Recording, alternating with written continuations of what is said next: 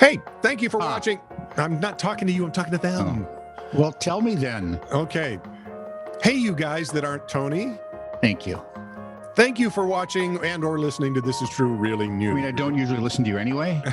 No. But every now and again. They don't. You know? Yeah. Yeah, I hear you. Thanks for watching and or listening. Just be reminded. I'm sorry. Are you saying something? Yeah, I'm talking to the nice You weren't people. pressing the cough thing. No, I hear That the cough button. Okay. So, thanks for watching and or listening. Want to remind you, you can catch us anywhere you get your favorite podcast. At any time. Yeah. So We never sleep. also, They will please drag our sorry carcasses out of bed like at 3 a.m. your time. make us do this because we love it. Yes, we do. Please like, subscribe, and follow This Is True Really News as well. Like Keanu Reeves. What? He never listens. How's he going to know? That's right. Keanu Reeves. I don't know why that. Yes, I do, because we were playing some. So my middle granddaughter, we had a family din-din sort of thing. Yep. Had my sons. Okay. Why am I doing that? And she invited her not boyfriend friend, who's a boy. So of course we have to play weird games because that's What I don't know what that is, people but do, we yeah. did, you know. And one of them was who was the biggest hunk or heartthrob or blah blah blah in Hollywood now. How would I know? That's my friend.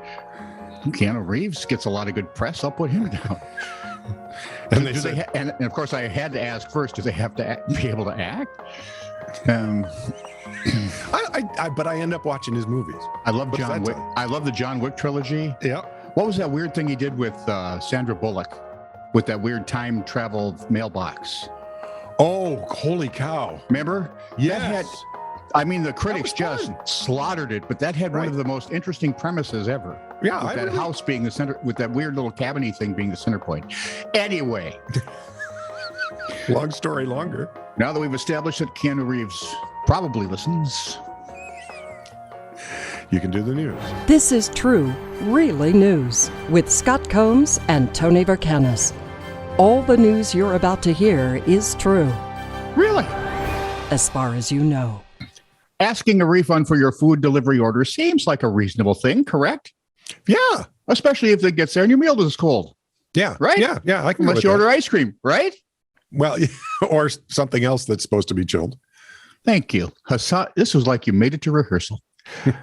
Hassan Habib owns Lucky's Diner in Oldham, UK, Okay. had to issue the most ridiculous of refunds. A customer had ordered a bunch of cold treats, wanted their money back because the food wasn't warm when they got it. Habib told the Manchester Evening News they ordered 4 milkshakes, a cheesecake, and an ice cream. 45 minutes later, they put in a refund request because the food was cold. So now, okay, in your head, you're thinking, A, this is mind-bogglingly stupid. B, Drunken escapade. this is all the fault of the liberals, conservatives, or libertarians. Pick one yeah. No, or two and- if you want. Or C, it's some sort of nefarious plan. Go with C. The ice cream refund is an example of the recent flood of scams plaguing English restaurants. Oh, that takes all the fun out of it. Are they customer- hoping they don't notice? Well, so far, the customer places their ice cream order through Just Eat. It's a food delivery thing, right, in Britain. Okay, sure. The service recently revamped the refund system to be simpler for the customers in an effort to keep up with their main competitors. But now it seems the change has rigged the game against the restaurants. Earlier, Just Eat would do what you would expect.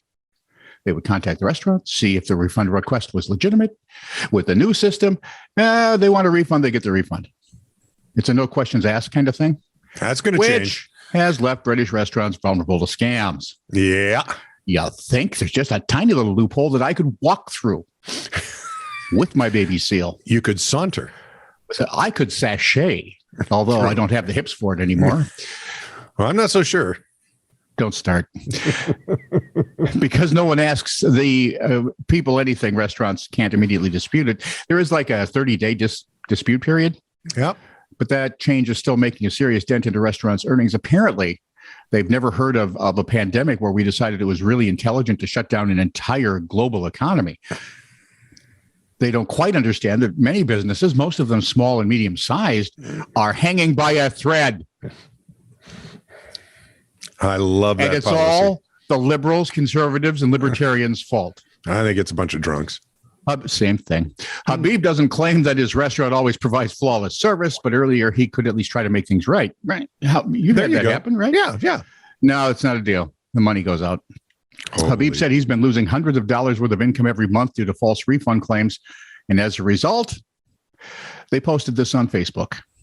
We're sorry for any inconvenience it may cause, but we won't be available on Just Eat for deliveries anymore. Good. That's what I was thinking.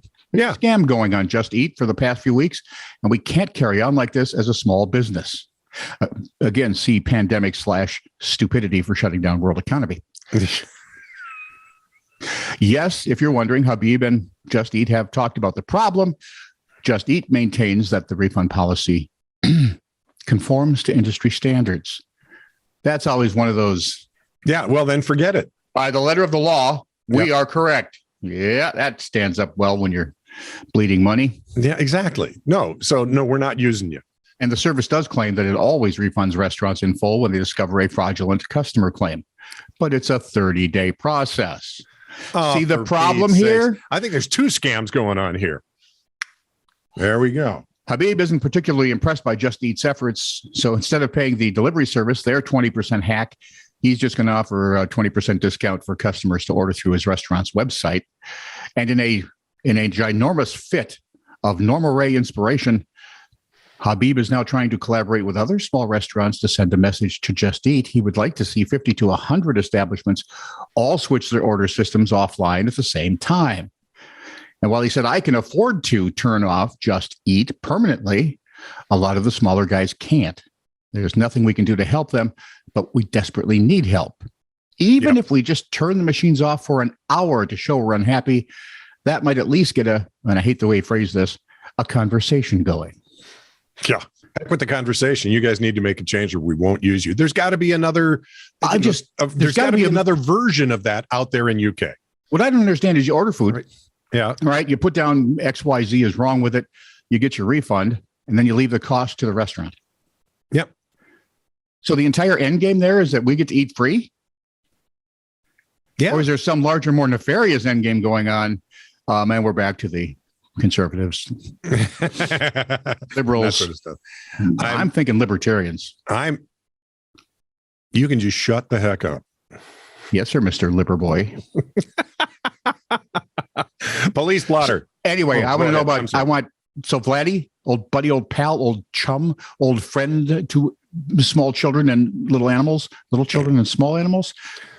Small and little children and animals. If you know anything about Lucky's Diner and or Just Eat, you know what to do. Yeah, there's got to be a competing service to Just Eat. So, well, obviously they've got competitors. So, right. You can go find a competitor. Police blotter. I want to live in this place. 10:11 a.m. Are these all the same police? This can't be the same blotter page, just one place. Yeah, it's one newspaper. I can't remember the name of it right now. Boy, I hope it's not just one town because no, that sounds nuts. But it's lovely. I'd be there. 10, I'd fit in. 10:11. You'd fit in this one. 10:11 a.m. A former employer was holding a printer hostage. See, I just kill it. It would be printer murder, and there we'd go. Leave the premises, or the printer gets it. 11:27 a.m. A man kept showing up and doing burnouts in front of his ex-girlfriend's house. That'll teach her. Then things got quiet for a while until 4:17 p.m. when several people were concerned about controlled burns. Huh? And there were some controlled burns going on. Oh, there were people concerned that they were. I thought you said birds, and all I could think of was that weird insurance commercial with the Angry Birds. Oh, yeah, no. 7:09 p.m. Animal and rats are still the best in that series, by the way. Here's the one. I can't wait to get this as a police person. I would love to answer the phone and hear, hey, there's some cows grazing in the ditch. Well, ma'am, we could ask them to move along. Oh, I knew that was coming. Finally, 8:01 p.m. Not much more we could do. 8:01 p.m. I think it was the same person who called. A screw was removed from a door. And his head. At least it's loose. Back to you, sweetie. It shouldn't come as a surprise. It shouldn't come as a... My ear hurts now, and so does my left molar. Oh, handsome. Yeah, now I got to shower in Lysol. It shouldn't come as a surprise to anyone that beauty contestants often get some plastic surgery done. Why wouldn't they? I mean, it's not like the Miss Universe contest prohibits the nip and the tuck here and the there. Mm-hmm. An incident in Saudi Arabia, however, shows that rules for animal beauty contests are much stricter. Which now has my mind racing about, because we just watched Westminster. Oh, did you? And my little brain is just racing. Where was I? You were at the dog show. No, we were in Saudi Arabia. At their dog show? Well, no, just we were talking basic animals. Now we're talking specifically Saudi Arabian authorities have cracked down on artificially touched up. Come on. Give me a guess of an animal in Saudi Arabia that would be in a beauty contest. Platypus. Camels. Ah, You were close. well, they look so good on the cigarette package. Yeah. Hey, Joe. The organizer of King Abdulaziz Camel Festival banned more than 40 camel contestants for plastic surgery. Yes, their owners had gone to extreme lengths to make their animals prettier. And in my head, the first thought is they're camels. There is no length you can go to make them prettier. To anybody. You know, and Although I've they do said have that to my pretty camel, eyes. and it's not that I'm judging. I've said that to my camel friends. You're just butt ugly, and they spit at me. So there And you they are. accept it. That's why Yeah. they spit on you. Why do you think the animal can spit? Yes. The authorities found multiple. I mean, they have the big humps on their back, and it's just the authorities found multiple cases where the owners. Oh, looking at you, most of Hollywood. The owners had stretched out the camel's lips and noses using Botox injections, rubber bands, and subdermal fillers. See, now you're thinking, how stupid. I'm thinking, do you have any idea what that would cost? And when you get older, that comes to you right away. It's like, wow, dude. In addition, some owners had given the camels hormones to boost their musculature. Looking at you, Arnold. But why would someone can resort to cosmetic surgery and Botox for a camel contest? Hey, sir, You in the sir, back? Sir, yeah. Why would anybody resort to such a thing in a camel contest? Only one reason. Money. They're worth something? Well, camels alone are worth something, but the King Abdulaziz Camel Festival, Yeah. which began, by the way, on December 1st, if you want to, I don't know where Where you have a look at. Yeah, I've been looking at all the ESPN channels and I can't find it. The festival has a prize Maybe they pool. have an OnlyFans for the camels. That's just taking a turn for the horrific. The festival has a prize pool of $66 million. Oh. Now I know what you're thinking. That's a huge sum of money, but it's not really, because you're dividing up 66 million between winning camel owners in 19 categories and separate classes for all 6 primary colors in camels. So you're looking at $66 million probably spread through, I don't know, a lot. Or it's probably not more than $10 or $12 million a category. Well, then it's hardly worth going in. But yet you're doing all this. Yeah. Come on, make my camel look like Sophia Loren. Make her look like Jessica Rabbit. I want her to look like the Sophia Loren of camels. Oh, sorry, that might be too old. You can Google her. Who's Gail Gadot? Gal Gadot. I mean, she's hot, isn't she? She's Wonder very Woman. pretty. Okay, let's go with that. And I'm sorry, Gal, because I know she listens. Yeah. I apologize for in any way inferring that you and a camel might have something in common other than the fact that you were doing Cleopatra. Now, where was it? She is. That's her next movie. Where was I now? I have no idea. Me either. Back to Saudi. It's not just Saudi camel owners who compete, by the way. Well, with millions and millions of dollars, camel breeding, a multi-million-dollar global industry. They draw in camels from multiple other Gulf countries, not to mention Russia, France, and the U.S. We breed camels here? Yeah, there's some people who do. Yep, I know. I knew that.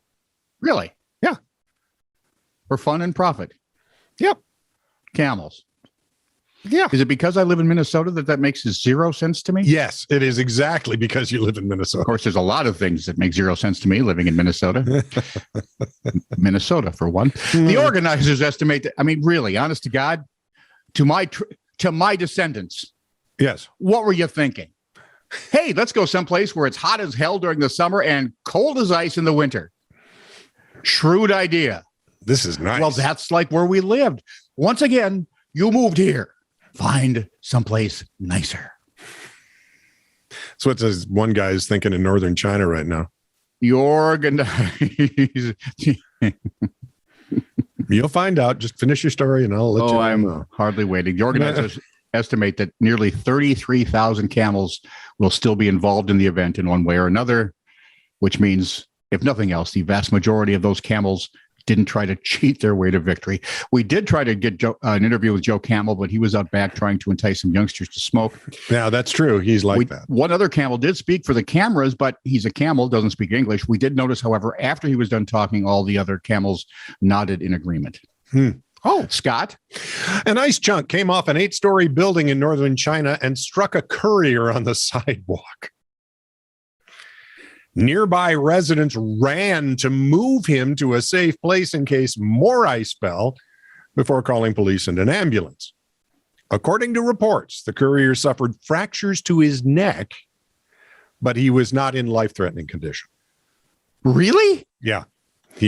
Boy, did he get lucky. Wow, dude.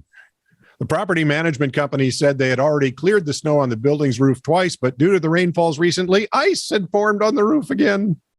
Imagine that. And kablooey. Woof. Oh, one more reason not to live in a place that makes it so nice. Just saying. This is true, really news. Send email to TiTR@netradio.network.